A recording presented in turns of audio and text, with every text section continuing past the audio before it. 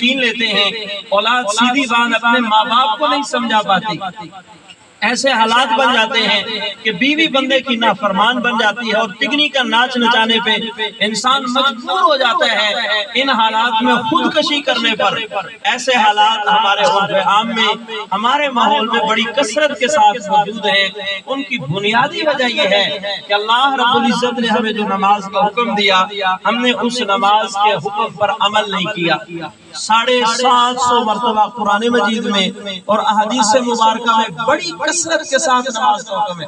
اچھا صرف اتنا ہوتا تو یہ بھی بہت تھا، لیکن آپ اندازہ لگائیے کہ اللہ رب العزت نے دن میں اپنا نمائندہ مقرر کر دیا کہ تو نے دن میں 5 مرتبہ میرے نام کی صدا لگانی ہے، میرے نام کی طرف لوگوں کو بلانا ہے۔ مؤذن اذان دیتا ہے، دن میں 5 مرتبہ یاد دہانی کراتا ہے، حی علی الصلاۃ کہ آؤ نماز کی طرف، حتیٰ کہ تکبیر اقامت کہلاتا ہے تو اس وقت بھی وہ کہہ رہا ہوتا ہے حی علی الصلاۃ۔ تو اس کثرت کے ساتھ نماز کا حکم روزے کے لیے اعلان ثابت نہیں ہے، ہم روزے کے لیے اعلان کرتے ہیں، یہ قرآن و سنت سے ثابت نہیں ہے۔ حج کے لیے کوئی اعلان کیا جائے یہ ثابت نہیں ہے۔ نماز ایسا فریضہ ہے، یہ نماز کی اہمیت کی طرف اشارہ ہے کہ دن میں 5 مرتبہ نماز کے لیے بلایا جاتا ہے تاکہ بندہ اللہ رب العزت کے سامنے جھک جائے۔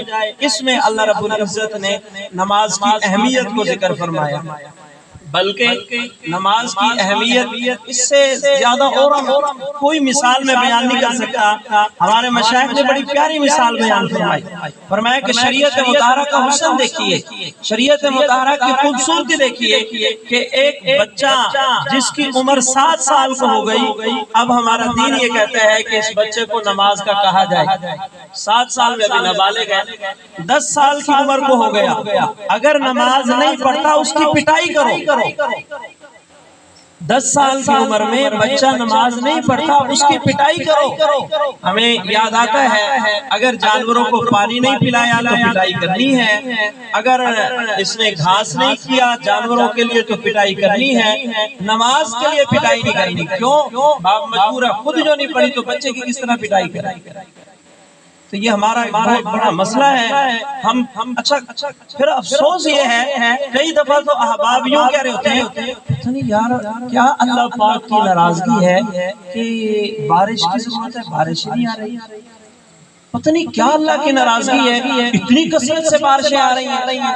پھر پتہ نہیں بھی کہہ رہے ہوتے ہیں، حالانکہ ہماری زندگی میں کثرت کے ساتھ گناہ موجود ہوتے ہیں اور ہم سوچ رہے ہوتے ہیں پتہ نہیں ہمارا کون سا گناہ ہے۔ بہت سارے گناہ۔ انسان کا دل ایک ایسا وکیل ہے جو جھوٹ نہیں بولتا، ایک ایسا گواہ ہے جو سچی بات انسان کو بتا دیتا ہے کہ تو فلاں فلاں جگہ پہ غلط کر رہا ہے، حرام زدگی کر رہا ہے، یہاں سے تجھے اپنے آپ کو بچانا ہوگا۔ شریعت کا حسن دیکھو کہ 7 سال اور 10 سالہ بچے کو حکم دیا جا رہا ہے کہ تم نماز، اس بچے کو نماز کا حکم دو۔ اگر 10 سال کی عمر کو پہنچ گیا نہیں پڑھتا پٹائی کرو۔ اب یہاں پر ایک علمی بات ہمارے مشائخ نے ذکر فرمائی کہ جو 10 سال کا بچہ ہے یا 7 سال کا، وہ تو نابالغ ہے، اور وہ جب نماز پڑھتا ہے تو نماز میں وہ دعا پڑھتا ہے رب اجعلنی مقیم الصلاۃ ومن ذریتی۔ عجیب جملے ہیں، فرمایا کہ اے میرے رب، اے میرے پروردگار، مجھے اور میری اولاد کو نمازی بنا دے۔ 7 سال کا بچہ نماز میں کہہ رہا ہے۔ کیا مطلب؟ اشارہ دیا جا رہا ہے اس بات کی طرف کہ نماز کتنی اہم چیز ہے۔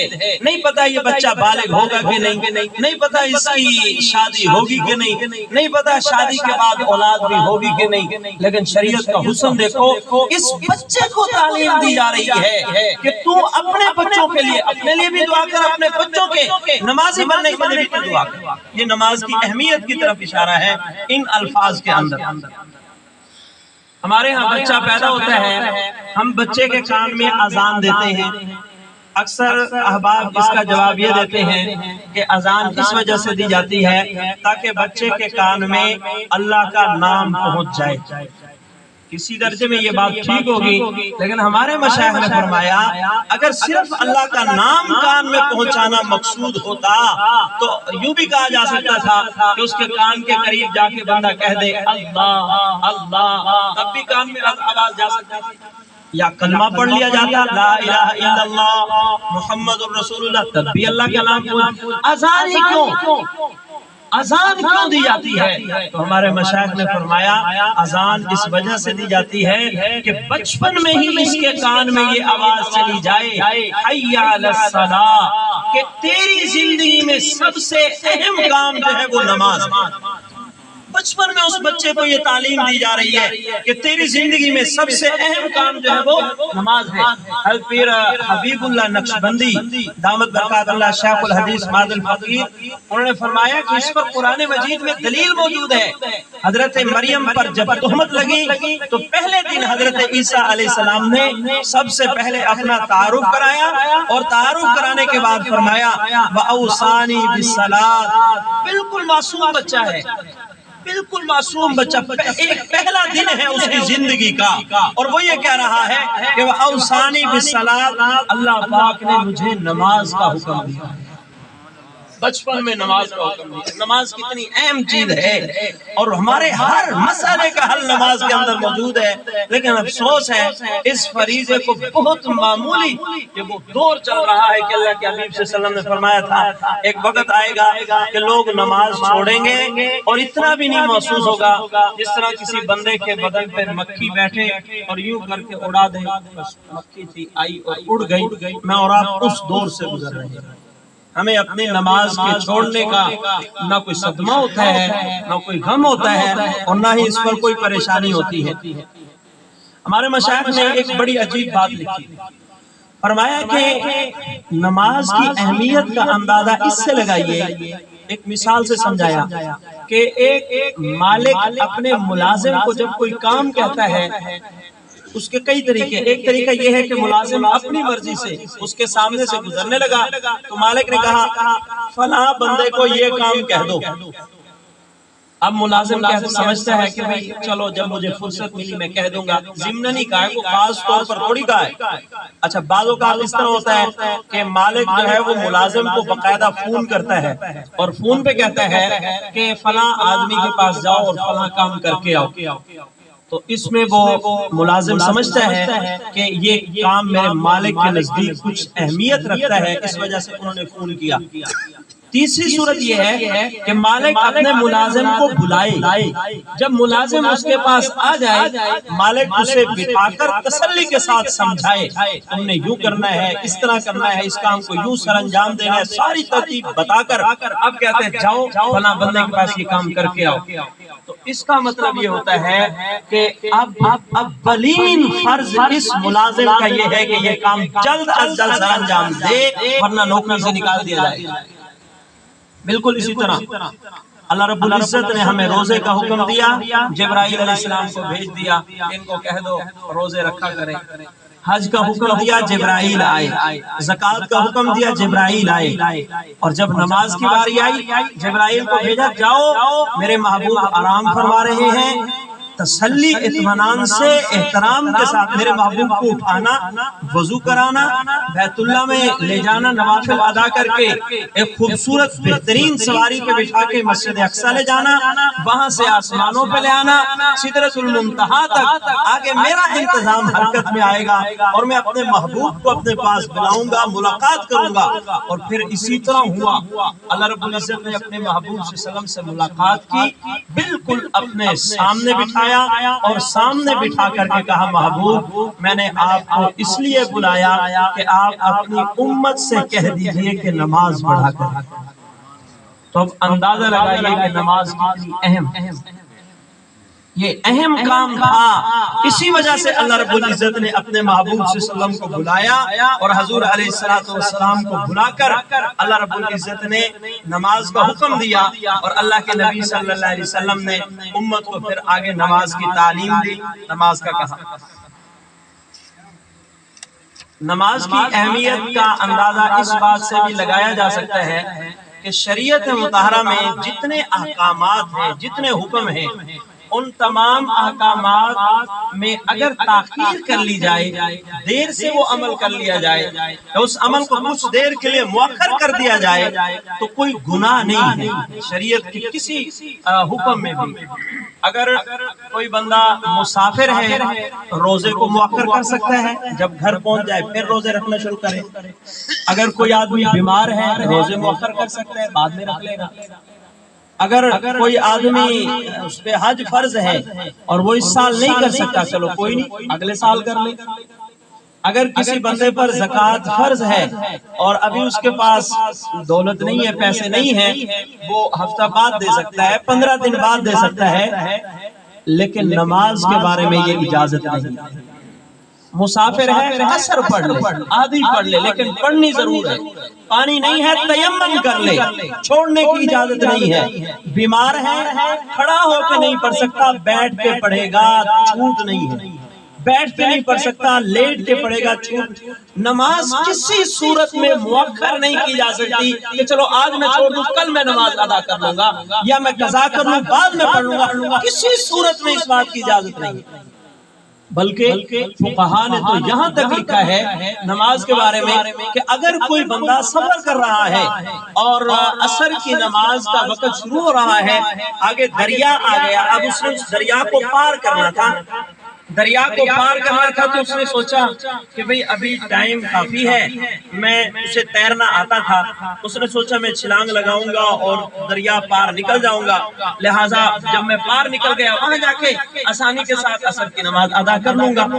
اب اس نے چھلانگ لگائی، دریا کے اندر چل پڑا، جب درمیان میں آیا یا اگلے کنارے کے قریب تھا تو دریا میں طغیانی شروع ہو گئی، طوفان کی ترتیب بن گئی، مخالف سمت پانی کا بہاؤ تیز ہو گیا۔ اب وہ بڑی مشکل سے اپنے آپ کو بچاتے ہوئے سفر کر رہا ہے، اور اس کی نظر پڑی سورج پر کہ سورج تو غروب ہونے کے بالکل قریب ہے، اور اسے یقین ہو گیا کہ اگر میں انتظار کرتا ہوں تو میری مغرب کی نماز قضا ہو جائے گی۔ تو فقہا کہتے ہیں کہ یہ بندہ نیت کرے، اپنی حایت اور شکل بنائے، وہی حرکات و سکنات اختیار کرے جو نماز میں اختیار کیے جاتے ہیں، اس طرح اشاروں کے ساتھ وہ پانی میں ہی نماز ادا کرے۔ اگر قضا کی تو اس پر اس کی گرفت ہوگی، اللہ پاک کے ہاں یہ مجرم ہوگا۔ اتنی اہمیت ہے نماز کی جس کے بارے میں آج ہم غفلت کا شکار ہیں۔ تو شریعت مطہرہ میں بڑے سخت احکامات ہیں نماز کے حوالے سے، آپ حیران ہوں گے۔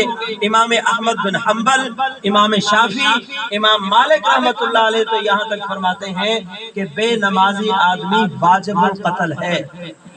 ہمارے امام اعظم ابو حنیفہ رحمۃ اللہ علیہ فرماتے ہیں کہ نہ، واجب القتل نہیں، اس کو قید کے اندر ڈال دیا جائے، جب تک 5 وقت کی نماز شروع نہ کر دے اس وقت تک یہ جیل کے اندر رہے گا۔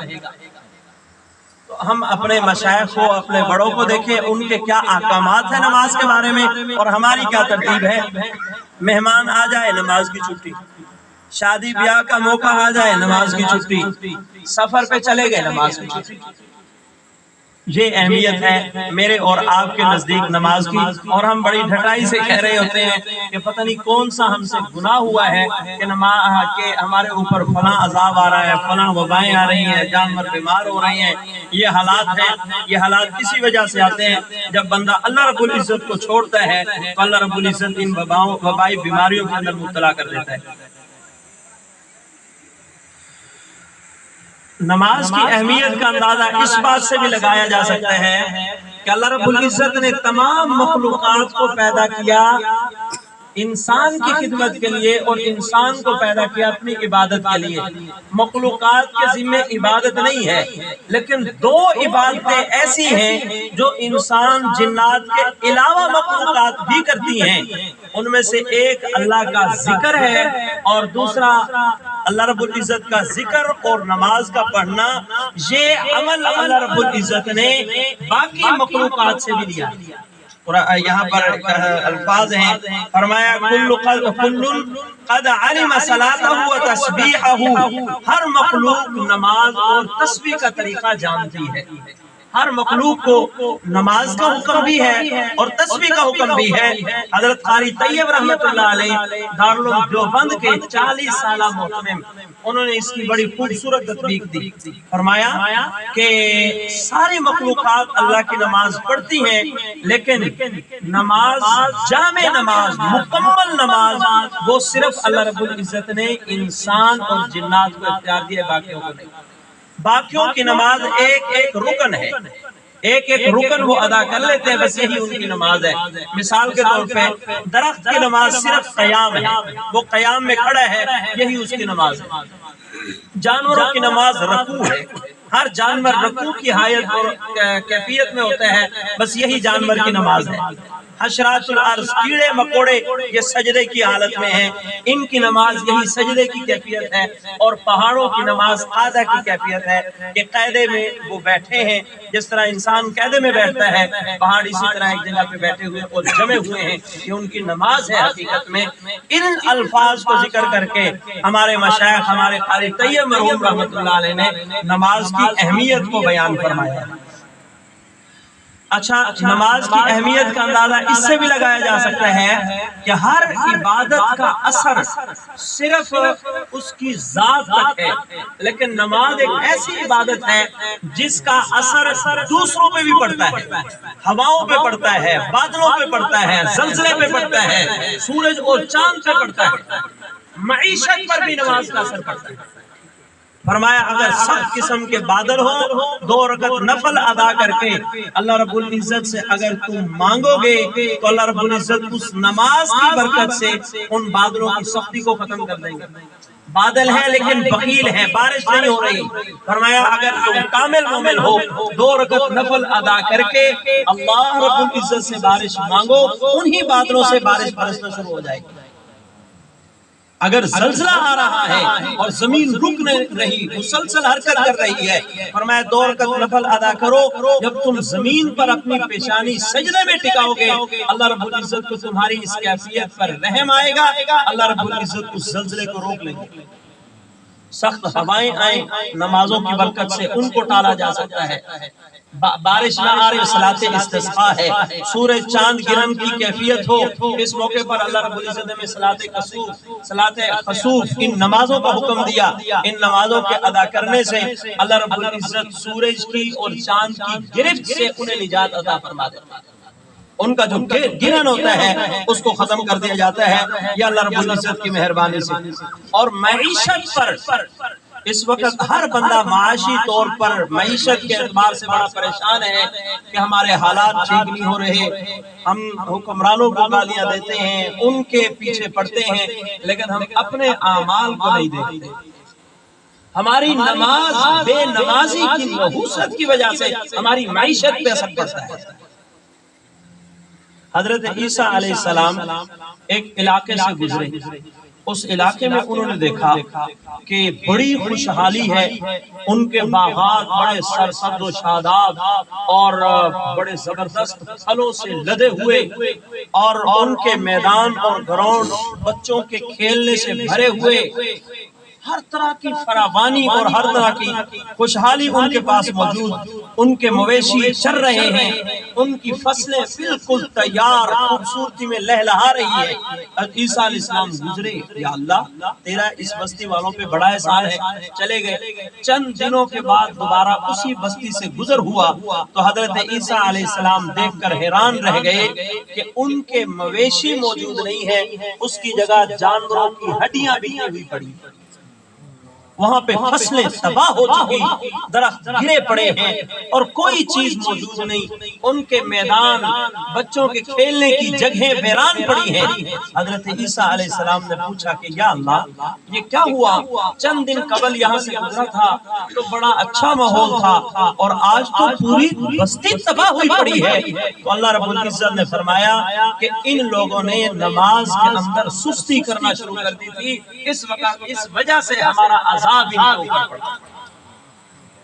یہ ابھی اسی جمعے کو میں اپنے آبائی گاؤں جا رہا تھا تو راستے میں ہمارے یہاں یہ رحیم شاہ سے ادھر جو نہر جاتی ہے جہانی کی طرف، میں اس راستے سے گیا تو اس راستے میں کئی ایک جانور مردے پڑے ہوئے تھے، جو بیماری آئی ہوئی ہے اس بیماری سے میرے کئی ایک جانور، اور رات کو اپنے چچا زاد بھائی کے ساتھ پھرنے کے لیے باہر نکلا، اتنی بدبو سمیل جانور، بعد میں پتہ چلا کہ یہاں پہ جانور مرے پڑے ہیں، ان کی وجہ سے یہ اتنی بدبو آ رہی ہے۔ تو یہ کیا ہے؟ یہ اللہ رب العزت کا عذاب ہے، اور یہ کیوں ہے ہمارے اوپر؟ اگر ہم اس کو دیکھنا اور محسوس کرنا چاہتے ہیں کہ یہ عذاب کیوں ہوتا ہے، تو ہم اپنی مسجدوں میں جا کے پہلے اپنے محلے کے افراد کو گن لیں، اس کے بعد مسجد کے نمازیوں کو گن لیں۔ افسوس ہوتا ہے کئی حضرات کہہ دیتے ہیں کہ بھئی اس سے آپ کو کیا فرق پڑتا ہے، آپ نے اپنی قبر میں جانا ہے، ہم نے اپنی قبر میں جانا ہے، بھئی تمہاری نحوست سے عالمی عذاب نے آنا ہے۔ یہ مت کہا کریں کہ ہم نے صرف اپنی قبر میں جانا ہے، نا، بے نمازی کی نحوست، بعض علماء نے لکھا ہے کہ 40 گھر دائیں، 40 گھر بائیں، 40 گھر آگے، 40 گھر پیچھے پڑتی ہے، تو بے نمازی کو کس طرح گھر کے اندر رہنے دیا جا سکتا ہے؟ کسی بدتمیز آدمی کو کوئی محلے میں نہیں رہنے دیتا، کرائے پہ مکان نہیں لینے دیتا، تو بے نمازیوں کو ہم کس طرح محلے میں کیا اپنے گھر میں کس طرح برداشت کر لیتے ہیں؟ مولوی صاحب دعا کر دے، پیر صاحب دعا کر دے، فلاں بزرگ صاحب دعا کر دے، حالات ٹھیک نہیں ہو رہے، حالات کس طرح ٹھیک ہوں گے؟ اپنے جب 40 گھر دائیں بائیں آگے پیچھے نحوست پڑ رہی ہے، تو جو گھر کے اندر موجود ہے، ایک نہیں کئی ہیں، تو ان کی نحوست کتنی ہوگی؟ ہم ان چیزوں پر غور کیا کریں، ہمیں ایسی چیزوں کو سامنے رکھ کر اپنے آپ کو نماز کی طرف، اپنی اولاد کو نماز کی طرف، اپنے قریبیوں کو نماز کی طرف جوڑنا چاہیے۔ نماز کی اہمیت کا اندازہ ہمارے مشائخ نے فرمایا اس بات سے بھی لگایا جا سکتا ہے کہ اللہ کے نبی صلی اللہ علیہ وسلم پر طائف میں بے انتہا ظلم کیا گیا، پتھر برسائے گئے، آپ صلی اللہ علیہ وسلم سر سے لے کر پاؤں تک لہو لہان ہو گئے، آپ صلی اللہ علیہ وسلم کے جوتے مبارک خون سے بھر گئے، آپ صلی اللہ علیہ وسلم تھک کے بعض اوقات بیٹھ جاتے، ظالم آتے اللہ کے نبی صلی اللہ علیہ وسلم کو پیچھے کمر سے پکڑ کے کھڑا کر کے دھکا دیتے اور کہتے کہ ہمارے علاقے سے نکل جاؤ۔ ان حالات میں جب حضرت جبرائیل علیہ السلام آئے اور آ کے عرض کی یا رسول اللہ بد دعا کیجئے اس قوم کے لیے، ہم انہیں تباہ و برباد کر دیں، نیست و نابود کر دیں، آپ صلی اللہ علیہ وسلم نے فرمایا یہ مجھے جانتے نہیں، میں ان کے لیے بد دعا نہیں کروں گا۔ غزوہ احد کے موقع پہ آپ صلی اللہ علیہ وسلم کے چچا حضرت امیر حمزہ رضی اللہ عنہ کے 17 ٹکڑے کر دیے گئے، اور ایک خاتون نے ان کے کلیجے کو بغض اور نفرت میں چبایا۔ یہ الگ بات ہے کہ اللہ پاک نے بعض میں اس خاتون کو ایمان کی دولت سے نوازا، وہ صحابیہ بنی، اللہ کا بہت مقرب بنی، دنیا کے سارے ولی کتب غوث ابدال مل کر اس خاتون کی عظمت اور شان کا مقابلہ نہیں کر سکتے، لیکن یہ ظلم تو آپ صلی اللہ علیہ وسلم کے ساتھ ہوا نا، آپ صلی اللہ علیہ وسلم کی یہ تکلیف تو پہنچی، 70 صحابہ ابتدا میں ہی قتل کر دیے گئے اور ان کی لاشیں پڑی ہیں۔ اس موقع پر بھی اللہ کے نبی صلی اللہ علیہ وسلم نے بد دعا نہیں، آپ صلی اللہ علیہ وسلم کے دندان مبارک شہید ہوئے، چہرہ مبارک زخمی ہوا، آپ بے ہوش ہو گئے اور افواہ پھیل گئے اللہ کے نبی شہید ہو گئے۔ جب آپ صلی اللہ علیہ وسلم کو ہوش آیا، کثرت سے خون بہنے کی وجہ سے آپ بے ہوش ہوئے، صحابہ نے جب کہا یا رسول اللہ ان کے لیے بد دعا کیجئے، آپ صلی اللہ علیہ وسلم نے بد دعا نہیں۔ اب اس بات کو ذہن میں رکھیں، اگلی بات غزوہ خندق کے موقع پر اللہ کے نبی صلی اللہ علیہ وسلم لڑ رہے ہیں اور مشرکین نے اس تیزی کے ساتھ خفیہ طاقتوں نے مل کر جب حملہ کیا تو عصر کی نماز کا وقت لڑائی کے اندر ہی گزر گیا اور اللہ کے نبی صلی اللہ علیہ وسلم کی عصر کی نماز قضا ہوئی۔ اس وقت اللہ کے نبی نے فرمایا یا اللہ ان لوگوں کے گھروں کو، ان لوگوں کے پیٹوں کو، ان لوگوں کی قبروں کو جہنم کی آگ سے بھر دے۔ جب نماز قضا ہوئی تو آپ صلی اللہ علیہ وسلم نے بد دعا دی۔ محدثین نے لکھا ہے کہ اتنا ظلم ہوا، آپ نے بد دعا نہیں دی، رحمت للعالمین کا ثبوت دیا، لیکن جب نماز قضا ہوئی ان لوگوں کی وجہ سے میری نماز قضا ہوئی، آپ صلی اللہ علیہ وسلم نے باقاعدہ ان کے لیے بد دعا کی۔ اور بخاری شریف کی حدیث ہے اللہ کے نبی صلی اللہ علیہ وسلم مکہ بیت اللہ میں آئے، سجدہ کیا، لمبا سجدہ کیا، ابو جہل ملعون نے کہا دیکھو ہمارے سامنے اتنا طویل اور لمبا سجدہ کر رہا ہے، کوئی جائے کہ جو ہمارے مکہ سے باہر اوجریاں پڑی ہیں، ان جو ہم نے اونٹ ذبح کیے ان کی، مکہ مکرمہ کے باہر اونٹنیوں کی جو بچہ دانیاں پڑی ہیں، جو گند پڑا ہے، اس کو اٹھاؤ اور اس کے سر پہ ڈال دو۔ عقبہ بن ابی معیط لامتی گیا اور اس نے ان گندگیوں کو اٹھایا، اللہ کے نبی صلی اللہ علیہ وسلم کے اوپر رکھ دیا۔ اللہ کے نبی اٹھ نہ سکتے تھے، حضرت فاطمہ رضی اللہ عنہ دوڑتی ہوئی آئی، بخاری شریف میں ہے، انہوں نے اوپر سے یہ چیزیں ہٹائی، اللہ کے نبی صلی اللہ علیہ وسلم کھڑے ہوئے، حضور علیہ السلام نے اس موقع پر بھی ان کے لیے بد دعا کی، اور کیا فرمایا؟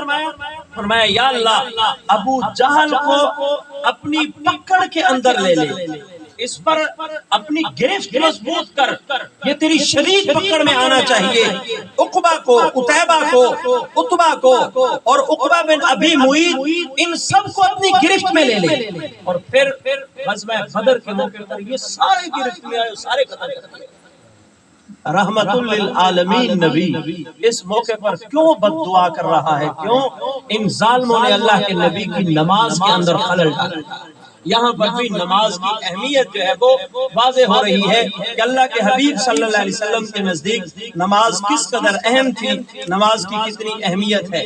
اب ہمارے نزدیک کتنی اہمیت ہے؟ ذرا یاد رکھیے کہ بیانات کو کبھی بھی کانوں کی لذت کے لیے نہ سنیں، لطف اٹھانے کے لیے نہ سنیں، مزے لینے کے لیے نہ سنیں۔ مولوی نے فلاں نے کمال کا بیان کر دیا، واہ واہ بلے بلے، نہ، ہم اپنی زندگیوں میں ان بیانات کو سننے کے بعد محسوس کریں کہ ہمارے اندر کون سی خطائیں ہیں۔ میں صاف کہتا ہوں اگر ایک آپ کے اندر ہوگی تو 10 میرے اندر بھی ہوں گی خطائیں اور غلطیاں۔ ہر انسان اپنے اندر جائزہ لے کہ میں کتنے پانی میں ہوں، میں اور آپ اپنا جائزہ لیں۔ اگر بیوی 5 کی 5 نمازیں نہ پڑھے مجھے کوئی تکلیف نہیں، اور وہی بیوی اگر سالن میں زیادہ نمک ڈال دے تو پورے گھر کو سر پہ اٹھا لیتا ہے۔ تو اب اندازہ لگا لیجئے ہمارے نزدیک نماز کی کتنی اہمیت ہے اور کھانے کی کتنی اہمیت ہے۔ اگر گھر کا کوئی بچہ نماز نہیں پڑھتا تو کوئی فکر نہیں، لیکن اگر وہی بچہ کوئی 40-50 روپے کا گلاس توڑ دے بس اس بچے کی شامت آ جاتی ہے۔ میں اور آپ اس موقع پر دیکھ لیا کریں کہ ہمارے نزدیک نماز کی کتنی اہمیت ہے۔ کیا 40-50 روپے کے گلاس سے بھی ہم نے نماز کو گئی گزری چیز سمجھ لیا؟ کھانے میں زیادہ ڈالے جانے والے نمک کے مقابلے میں بھی ہمارے دل میں نماز کی اہمیت نہیں ہے۔ میں اور آپ اپنے گرد جائزہ لیں ان چیزوں کا کہ ہمیں ان چیزوں کو دور کرنا چاہیے اپنے سے۔ ہمارے ہاں مزدور آ جائے کام کرنے کے لیے، اگر نماز کے وقت میں وہ کہہ دے کہ بھئی مجھے نماز کی چھٹی دے دو، اول تو صاف انکار کر دیں گے، لیکن اگر اجازت بھی دی تو ماتھے پہ بل ہوگا، مزدوری لے رہا ہے ہم سے اور نماز کے لیے جا رہا ہے۔ خود کام کرنے کے لیے تیار نہیں، اگر اپنا کام بھی کر رہا ہے، زمین کی کاشتکاری میں پانی لگا رہا ہے، اذان آ گئی، نماز کا کہا گیا، نماز کا ٹائم ختم ہو رہا ہے، جلدی سے وضو کر لو، اور تمہارے پاس اگر رومال موجود ہے بہت اچھا، نہیں ہے تو رکھا کرو،